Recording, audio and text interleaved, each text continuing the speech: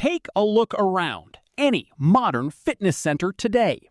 You'll see rows of high-tech treadmills, burning neon lights, and people voluntarily running for miles, staring at digital screens.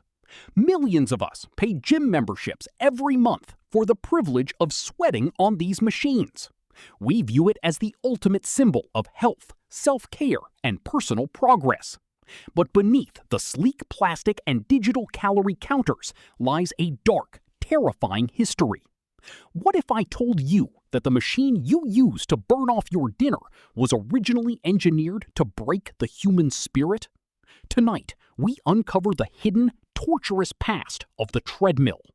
To understand how this happened, we have to travel back over 200 years to the year 1818 in London, England.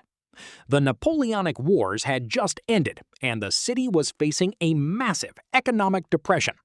As a result, British prisons were completely overwhelmed. They were dark, overcrowded, filthy, and chaotic.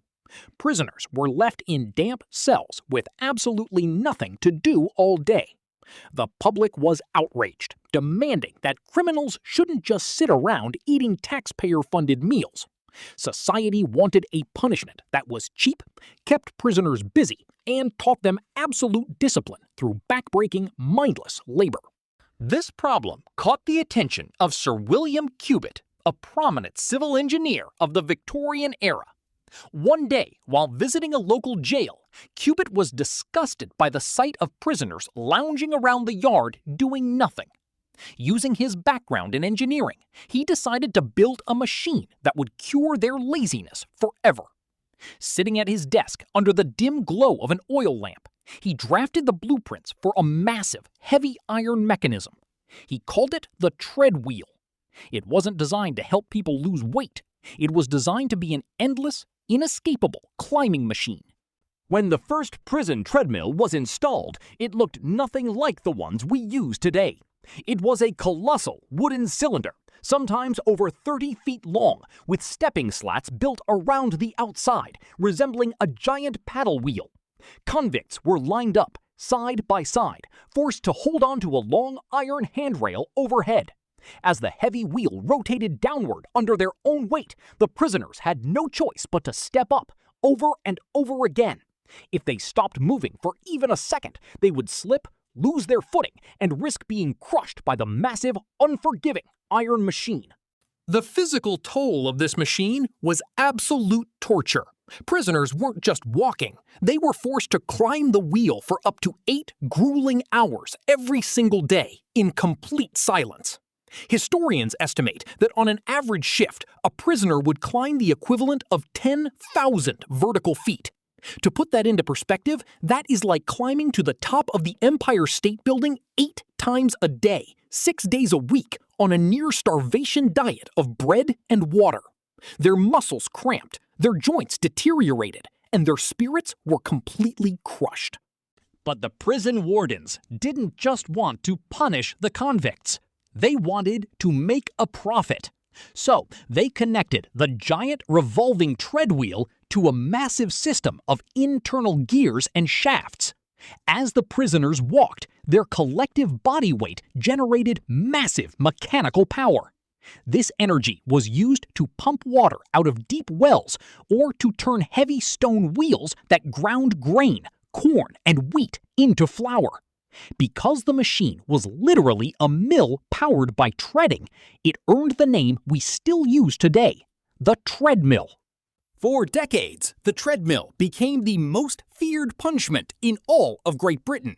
It was incredibly effective at keeping prisoners quiet because they were simply too exhausted to riot.